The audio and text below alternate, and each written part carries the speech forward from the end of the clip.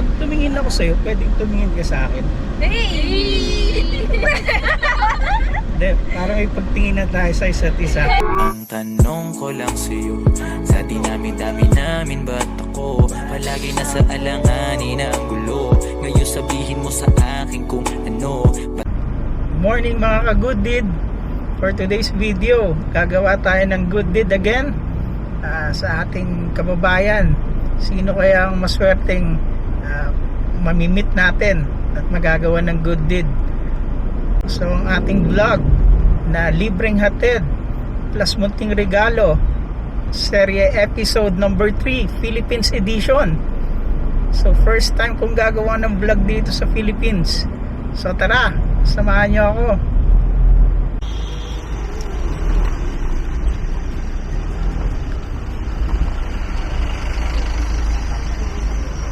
Ate, good morning po. Magtatanong lang po ako. Magtatanong lang po ako. Isa po kasi akong vlogger. Pwede na! Good morning po. Gumagawa po kasi ako ng mga good deeds. So, kung okay lang po kayo maging part ng aking content, nagbibigay po kasi ako ng cash po. Ayun, kung magiging part po kayo ng vlog ko, ayun, makakakuha po kayo ng cash base po dito. So, kung okay po sa inyo, tapos okay lang po sa inyo. Okay lang. Mabilis ba yan? Ay, mabilis. Hindi, mabilis lang po ito. Kung saan po kayo pupunta. Hala! May Text kami ako. May kasabay ako.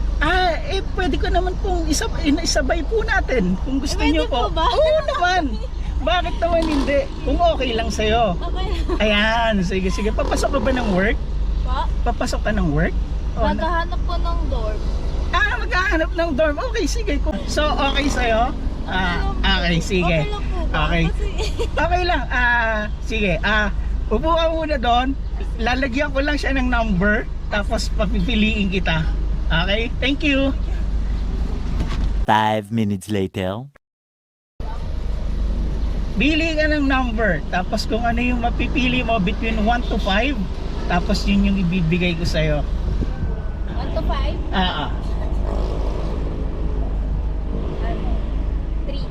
3. 3. Okay. So yung 3 ata is 500 pesos. Ayan. Okay? Sayang, hindi 5. Okay lang yun.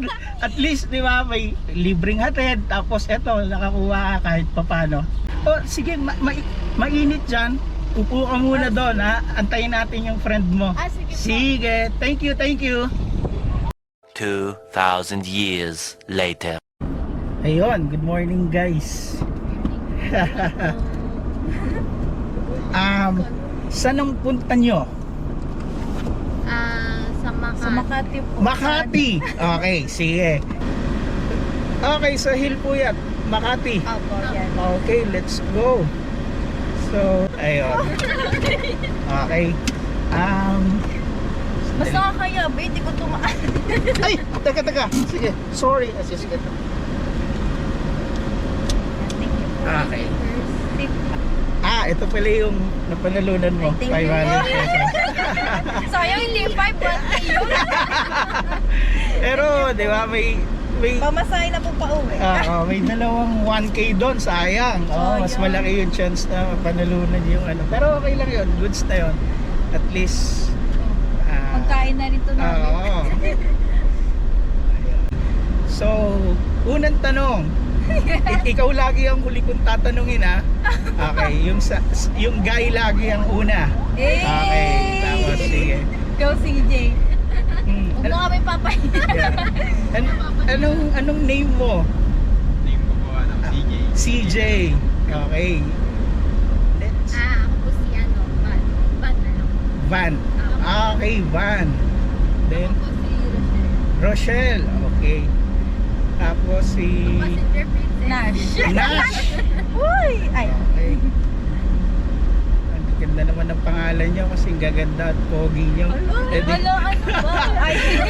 Nag-aaral pa kayo o Graduating na. Graduating na. Actually, kaya po kami pumunta ng Makati kasi For LG. apartment for our ordeal. Okay, so magsasama-sama kayong apat sa isang apartment, sa Opo. dorm. Oh, that's good.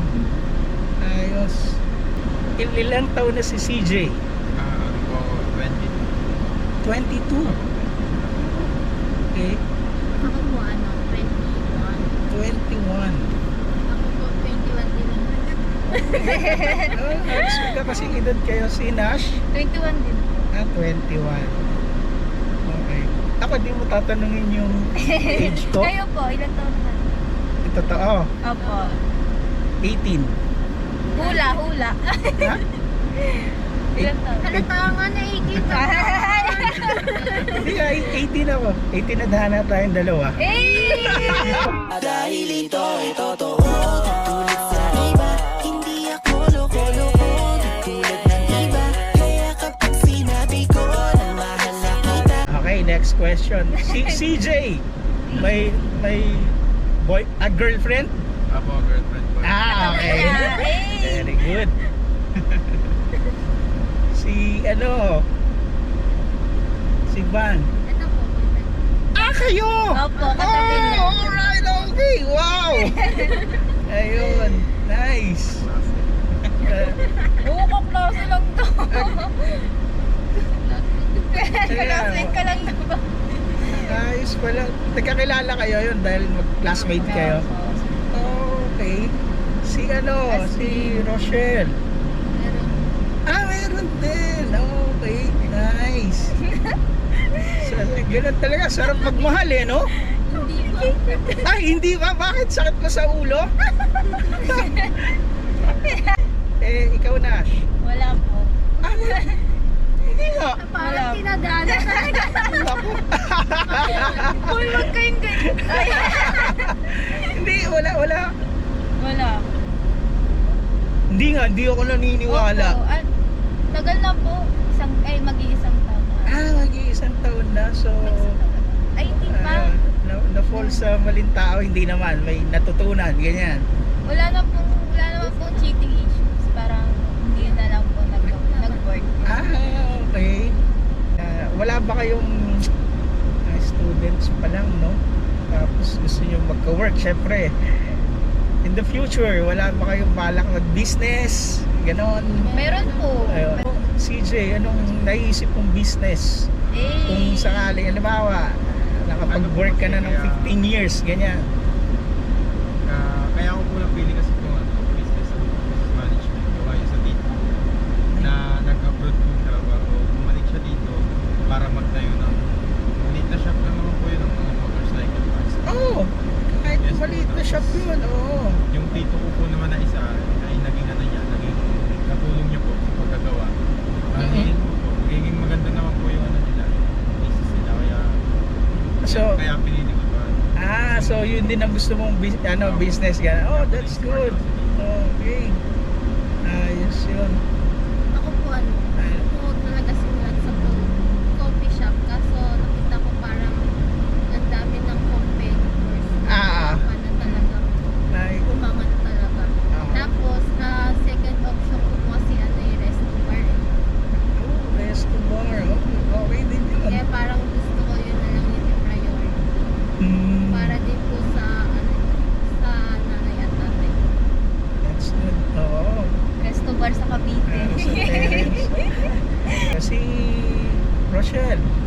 Ano po? Coffee shop. Coffee shop din talaga. So, may mga ka na. Di ba, pagka yan ang hilig, yan ang gusto, nagmi-mix-mix na o may ingredients ka na. May ganun ba? Wala pa po. Wala pa. Okay. Isa po na lang sa plato. Ikaw Nash, anong business ang naiisip mo in the future? Po yung mga beauty products, gano'n. Kasi po yung asawa Sa ko kasi mga- ng kuya ko, parang doon po kasi ako na-inspired mag makeup, ganyan. Kasi mahilig po siya sa mga ganun eh. Yung kung paano yung alam niya kung paano mag-apply, alam niya kung paano yung procedure, Makeup kung paano. artist pala yan. Ano naman po, opo, yung parang kasi siya yung minsan nagbe-makeup sa akin, lalo nung graduation ko nung grade 10 ako. Kasi nung grade 12 kami, hindi na yung namin graduation kasi gawa ng pandemic. Kaya wala po kami parang face-to-face na graduation. Ako, di mo tatanungin anong business na gusto ko. Ano po? Ako, business na gusto ko. Tindahan, sari-sari store. Yung dati po, nung I mean, siguro ibang-iba yung sari-sari store ko dun sa inyo, no? Opo. Ganito yan kasi sa mga customers bibentahan ko sila ng mura, pero pag sa'yo pagmamahal. Gusto lang kita makasama hanggang sa pagbaba ng araw pag tayo na lang dalawa. Hindi lang masabi pag may iba. Unforgettable experience nyo. Sa negative muna tayo bago positive. Meron ba? CJ? Yan po yung mga tanungan sa school eh. Napipressure din ka. Siguro po yung sa family na lang. Kasi ano po ko, idols po yan po. So ayun. Mas malapit. Hindi po maiwasan na nagmag-alala ako pag-alis na bahay. Marami na rin po operation na ginawa sa loob. Kaya ayun, pag alis po ako ng bahay, nasa isip ko siya. Yung negative na experience ko until siguro po ngayon. Kasi yun. Layo ko umiyak. Ay! Anong positive? Halimbawa, ako negative ko, nakulong ako. Hindi, joke lang. Hindi, wala ganun. Kasi anong positive naman? Po, so ito po, dumating po siya sa buhay ko. Wow! Parang mas na ano po. Parang naman sira. Inspired. Yun, Na-inspired ka, Na-inspired po. Ivan, ano naman sa'yo? Sa negative po kasi last year September po namatay po. Yun po siguro yung pinaka mahirap na experience. So, Tapos sobrang yung close mo rin kay Lola. Opo. Ano po, doon po ako lumaki. Okay. Yung magulang. Tapos yung positive naman po.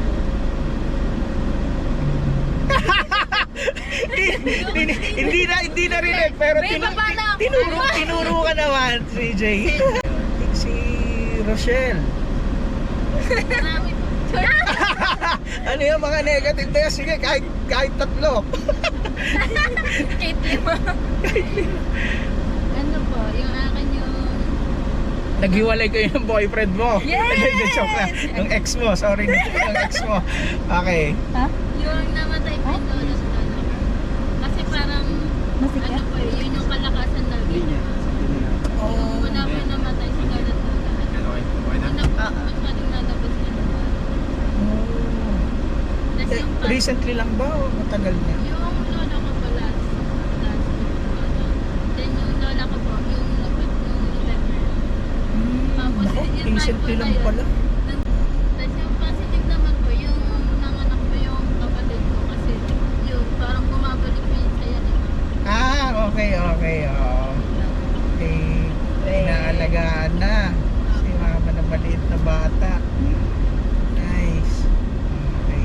Thank you, si Nash. Yung negative, siguro yung before ako graduate, namatay yung tatay ko. Father mo. Graduate grade ng senior high ka? Grade 6. Grade 6. Yung tipong, ano kasi po siya doon, president sa school namin. Siya yung president officer po doon. Bale, Faculty, ano? bale siya po yung nag-asikaso nila ng po. Then nung malapit na po yung graduation ko, doon po siya namatay.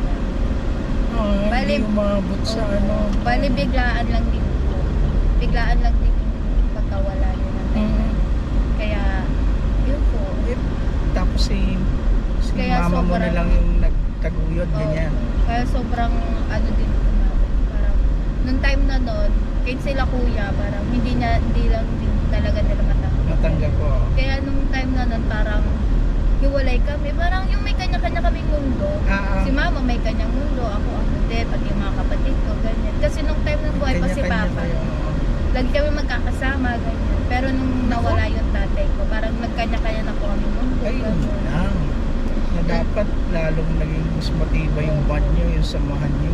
Kaya parang, si kuya nagbalakbol, gano'n. Parang hindi na, parang siyempre sa sobrang hindi na namin matanggap, gano'n. Parang iba na kasi yung tumatakbo din sa isip namin na para lahat naman, parang aalis, gano'n. Kaya, yung time na nun, kaya parang, kahit hanggang na nagkahiwa-hiwalay yung pamilya namin. Maria. Salamat.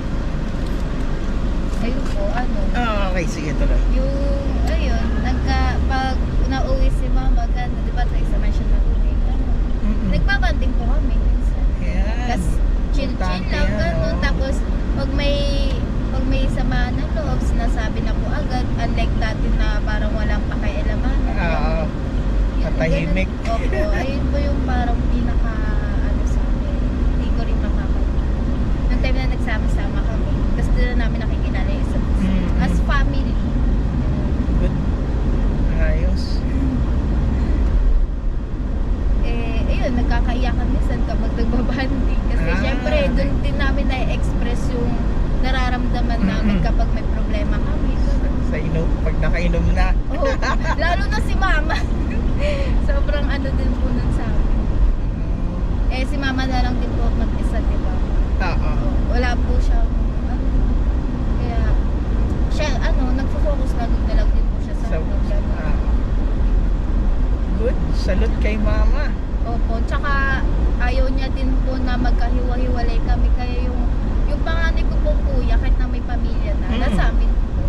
Ayaw po ni mama na parang Umalis, bukod, oo. Gusto ni mama na sama-sama po. Kasama kayo. Si si Nash na lang. Ikaw, Okay. pag napanood ka ng parents mo, ng family mo, anong message mo sa kanila? Uy, huwag kayo iyak din. Wait lang.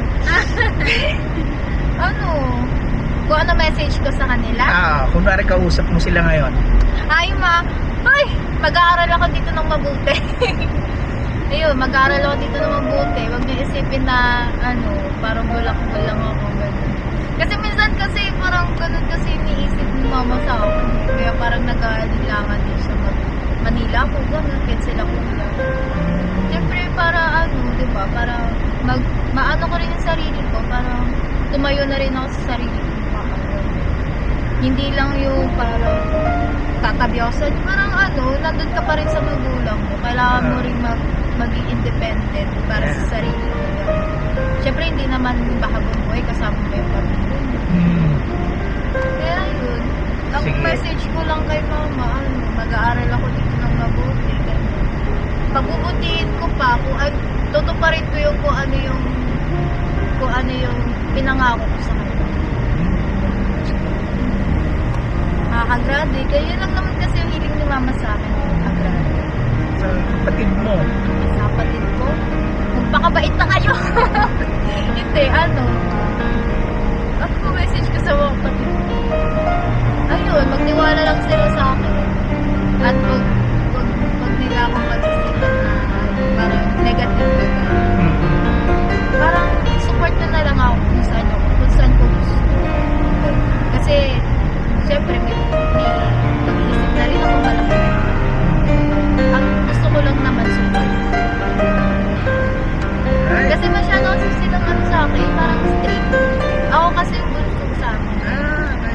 Ako lang din yung babae. Dalawa kasi yung kuya ko. Dalawa po. Kaya, syempre, hindi rin naman may iwasan maging strict sa kapatid, lalo na babae. No? Yun na. Okay. Thank you, Nash. Kuya, magkano mais? Gusto niyo ba? Hindi. O hindi naman, okay. Isa lang, kuya.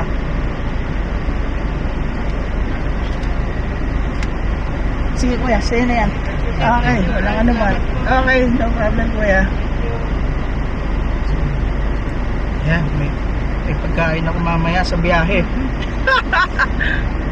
Para di magutom. Favorite ko yung mais. Uy, saan po tayo? Paborito ko din naman. Talaga ba? Opo. Ayun. Tsaka lalo din po pag yung nilalagyan po ng cheese. Yung yung hiwa-hiwalay yung mais. Tapos lalagyan ng cheese tsaka Sakto pala, parehas tayo. tsaka Meant ng to be may talaga. sabaw. Yan. Habang buhay na ako sa'yo, kaya ipakilala mo na ako sa mama mo. Kasi yan tulad ko, ay di pala okay. Iuusog ko ng konti dito para may space kayo.